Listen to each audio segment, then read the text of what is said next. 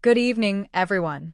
You're watching WNBA Trending. I'm your host, Ava, and tonight we dive into a story that's been stirring heated debate across the women's basketball world.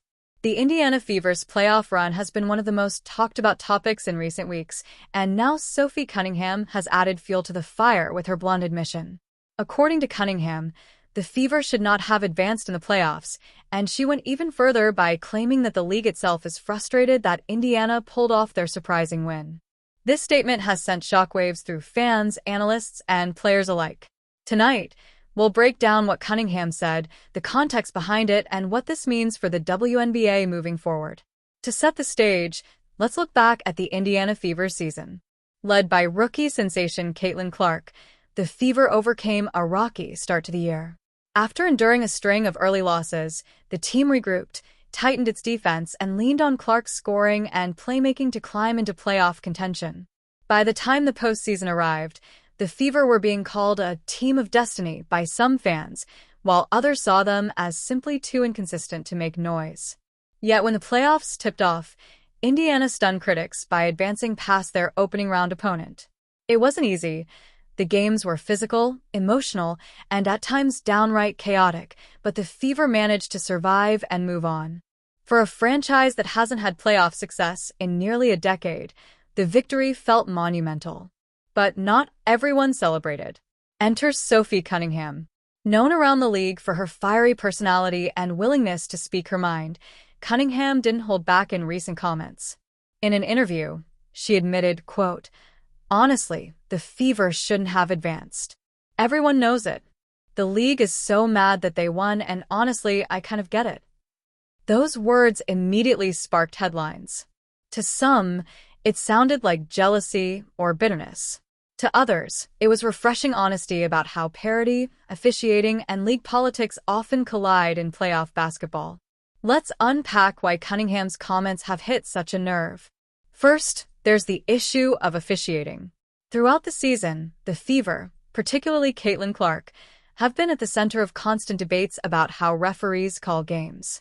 Some argue Clark gets too many calls in her favor because of her star power. Others claim the opposite, that referees swallow the whistle when she's fouled, in order to avoid the appearance of favoritism. Every close game seems to ignite another round of arguments on social media.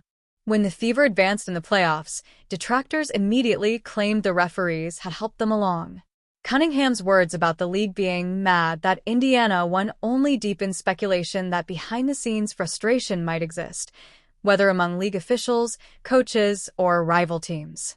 Second, there's the matter of marketability. Caitlin Clark is not just a player, she's a phenomenon.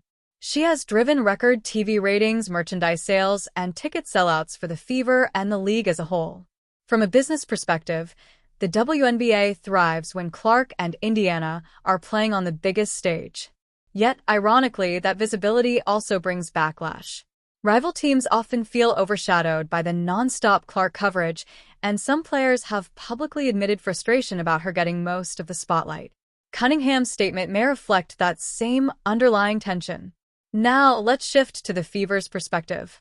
From their locker room, these kinds of comments can be both insulting and motivating. For Clark and her teammates, hearing that they shouldn't have advanced only adds fuel to their fire. The Fever have prided themselves on resilience all year long. Time and again, they've battled through doubters, hostile crowds, and tough stretches of basketball. Advancing in the playoffs, even if ugly at times, was a reward for that perseverance. Teammates like Kelsey and Aliyah Boston have publicly defended the Fever's right to be where they are. They point to the scoreboard, reminding critics that wins aren't given, they're earned. And from Clark herself, though she hasn't directly responded to Cunningham's comments, her attitude all season has been clear. She thrives on proving people wrong.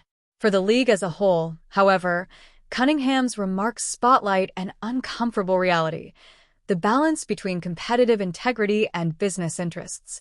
On one hand, the WNBA is built on fierce competition. Teams are supposed to win based on skill, preparation, and execution, not on favoritism, narratives, or marketability.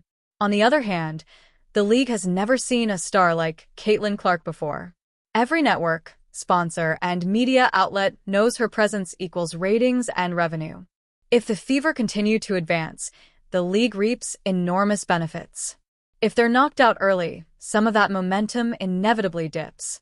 So when Cunningham suggests that the league is mad about Indiana's success, it forces fans to ask tough questions. Is there truth to her claim? Does the WNBA secretly want certain outcomes to protect its business model? Or is this simply frustration from a rival player who saw her own team fall short? Reaction across social media has been explosive. Fever fans immediately jumped to their team's defense, blasting Cunningham for being a sore loser and dismissing her words as nothing but salt. Supporters of other teams, however, said she was just being honest, voicing what many around the league feel but won't say publicly. Sports analysts have also weighed in. Some argue that Cunningham is simply expressing her competitive edge, stirring controversy to rally her team and fanbase. Others believe she may have inadvertently given the Fever even more motivation to keep winning. In playoff basketball, sometimes bulletin board material is all a team needs. Looking ahead, the Fever's playoff journey is far from over. They now face even tougher competition, with opponents eager to test their legitimacy. Every game will be dissected not just for basketball strategy, but also for the broader narrative swirling around this young team.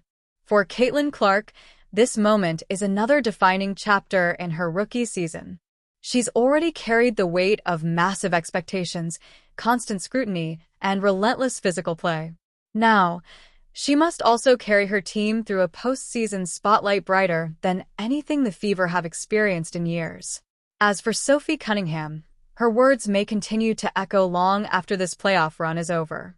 She's never been afraid to play the role of outspoken truth-teller, but in doing so, she's placed herself at the center of a league-wide controversy. Whether fans view her as a villain or a realist, she's succeeded in ensuring that the conversation around the Fever and the WNBA at large remains intense.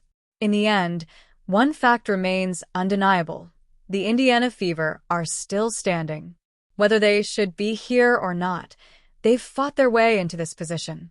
And as every great playoff run in history has proven, once you're in, anything can happen. So, is Cunningham right? Should the Fever not have advanced? Or is this simply sour grapes from a competitor on the outside looking in? That's a debate that fans, players, and media will continue to have.